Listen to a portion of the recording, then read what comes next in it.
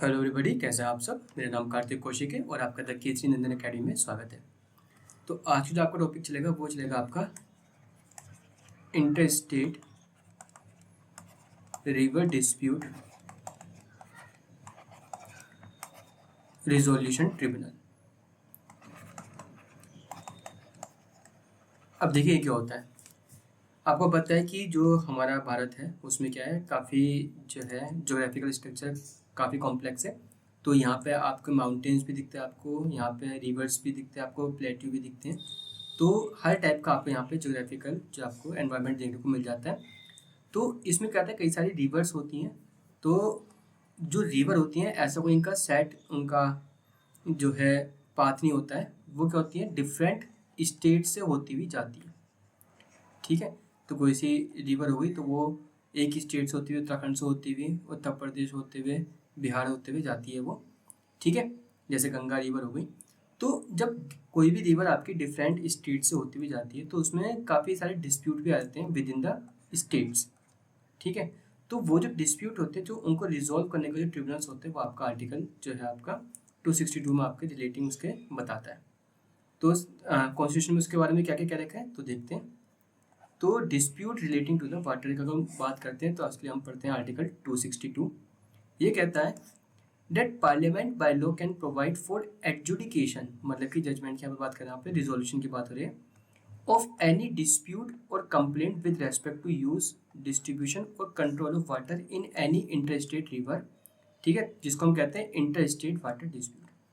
तो ये कहते हैं कि जो पार्लियामेंट है, जो हमारी संसद है, वो क्या प्रोवाइड कर सकती है, provide for adjudication of dispute. कोई भी अगर वाद होता है, कोई भी डिस्प्यूट होता है, विवाद होता है, किसके लेकर, वाटर को लेकर। कौन सा वाटर है, रिवर का।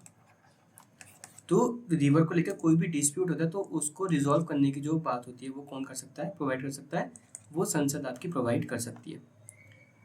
और complaint with respect to use, या तो कोई डिस्प्यूट है या फिर कोई भी शिकायत है किस चीज़ को लेके, with respect to the use, distribution और control of water of any interstate river. तो या तो जो इंटरस्टेट रिवर है, इंटरस्टेट मतलब कि कोई सी ऐसी रिवर जो कि दो या दो से ज़्यादा स्टेट में होते हुए निकलती है। तो ऐसी रिवर को यूज़ को लेकर, उसके इस्तेमाल को लेकर, या फिर उसके बंटवारे को लेकर, या फिर उसके नियंत्रण को लेकर अगर कोई भी डिस्प्यूट होता है तो उसके लिए कौन प्रोवाइड करवा सकता है, वहाँ पे रिजोल्यूशन वो आपका पार्लियामेंट प्रोवाइड करा सकती है।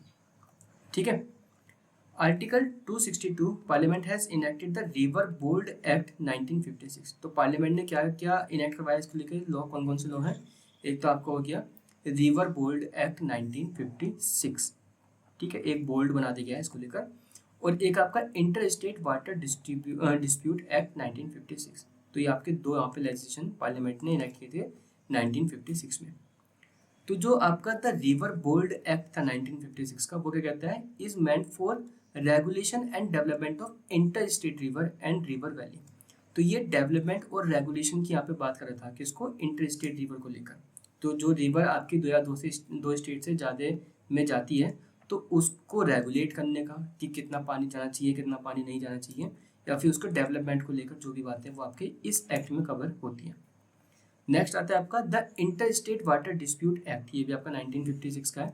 ये क्या करता है, ये empowers the central government to set up a tribunal for the adjudication of such dispute.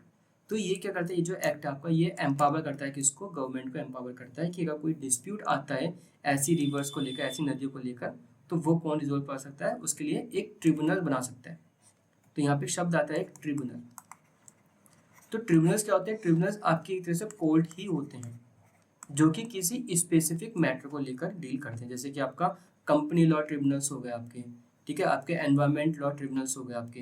तो वो क्या है, जैसे कंपनी लॉ ट्रिब्यूनल्स आपके कंपनी के मैटर्स को दिखेगा, ठीक है। एनवायरमेंट लॉ जो ट्रिब्यूनल्स आपके एनवायरमेंट के मैटर को दिखेगा। जो आपके यूआर ट्रिब्यूनल्स हो गया जो आपके इस एक्ट के अंतर्गत आ रहा है, वो आपका कौन क्या दिखेगा मैटर, वो जो डिस्प्यूट है इंटर स्टेट रिवर्स को लेकर ये उसको देखता है। ठीक है, आगे बढ़ते हैं। 262 क्लॉज 2 कहता है under this article parliament by law can exclude the जुडिक्शन of supreme court and any other court in respect of inter state water dispute. तो पार्लियामेंट चाहे तो, संसद चाहे क्या कर सकती है कि सुप्रीम कोर्ट का जुरिडिक्शन हटा सकती है या फिर किसी और अदर कोर्ट भी है तो उनका जुरिडिक्शन भी हटा सकती है। क्या मतलब कि पार्लियामेंट लॉ बना देगी कि ये जो इसके मैटर हैं, जो इंटर स्टेट रिवर के जो डिस्प्यूट के जो मैटर हैं वो कहाँ जाएंगे, जो ये जो एक्ट है आपका, कौन सा एक्ट है, the inter state water dispute act, तो इसके अंदर जो ट्रिब्यूनल्स बनाएंगे वो सारे मैटर जाएंगे यहाँ पर। और ऐसे मैटर कहाँ नहीं जाएंगे, सुप्रीम कोर्ट में या फिर किसी और हाई कोर्ट या फिर कोई भी कोर्ट है तो वहाँ पे नहीं जाएंगे।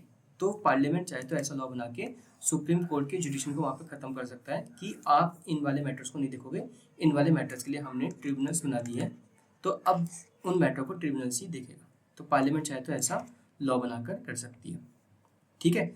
बट यहाँ पे एक एक्सेप्शन है 131 ओरिजिनल जुडिक्शन ऑफ सुप्रीम कोर्ट। तो जब आपने सुप्रीम कोर्ट पढ़ा था तो वहाँ पे एक ओरिजिनल जुडिक्शन था, वहाँ पे क्या था कि या तो एक तरफ सेंट्रल गवर्नमेंट है, दूसरी तरफ स्टेट है या फिर स्टेट्स हैं, या तो सेंट्रल गवर्नमेंट या फिर स्टेट एक तरफ या फिर स्टेट या फिर स्टेट्स एक तरफ या फिर स्टेट या फिर स्टेट्स एक तरफ या फिर स्टेट और स्टेट्स दूसरी तरफ।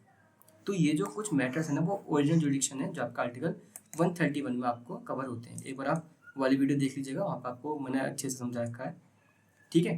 तो इसको छोड़कर जो बाकी जो जुडिक्शन है वहाँ पे पार्लियामेंट चाहे तो उसको हटा सकता है, कह सकता है कि जो इंटर स्टेट रिवर के जो डिस्प्यूट्स हैं वो कौन देखेगा, वो ट्रिब्यूनल देखेगा जो कि हमने इस एक्ट में बनाए हैं, ठीक है।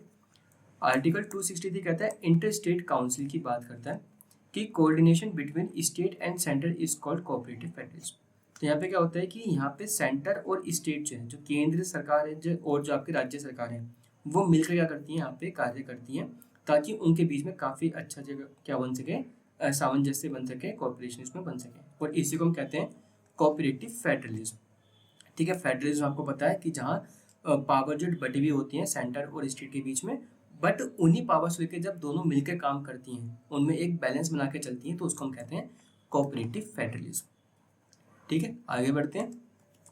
नेक्स्ट आता है आपका आर्टिकल 263, क्या कहता है, empowers the president to establish an inter state council in public interest. तो राष्ट्रपति क्या कर सकता है, राष्ट्रपति एक इंटर स्टेट काउंसिल बना सकता है। इंटर स्टेट काउंसिल मतलब कि जो दो स्टेट्स हैं जहाँ पे वो रिवर्स बह रही है, तो उन दोनों को स्टेट को मिलाकर एक क्या बना सकता है, काउंसिल बना सकता है, ठीक है। और वो काउंसिल बनाएगा किसमें, पब्लिक इंटरेस्ट में, लोक हित में बनाएगा। To inquire into and advise about the inter state dispute and matter of common interest between state और between centre and the state. तो ये काउंसिल क्या करेगी, काउंसिल क्या करेगी, एडवाइस करेगी और उसमें जांच करेगी, ठीक है। जांच करेगी और उसमें एडवाइस करेगी किस चीज़ को लेके, कि ये जो रिवर डिस्प्यूट आ रहा है, ठीक है, तो उसको लेके क्या क्या उसमें स्टेप्स होने चाहिए, क्या क्या उसमें मैटर है, क्या मुद्दा इसमें आ रहा है, वो उसको देखकर उसमें इंक्वायरी करेगी, जांच करेगी और उसमें फिर सलाह देगी। And make recommendation for the better coordination of the policy and action. फिर उसमें सलाह देगी कि कैसे हम जो है इसमें बेटर कोऑर्डिनेशन बना सकते हैं, उसमें आपस में साठगांठ इसमें बना सकते हैं, ठीक है, और क्या क्या पॉलिसी उसमें रहेंगी, क्या क्या उसमें एक्शन हमें करनी चाहिए, वो वहाँ पे काउंसिल जो सजेस्ट कर सकती है। Sarkaria Commission on Central State Relation has strongly recommended for the establishment of interstate council to effect the coordination between state।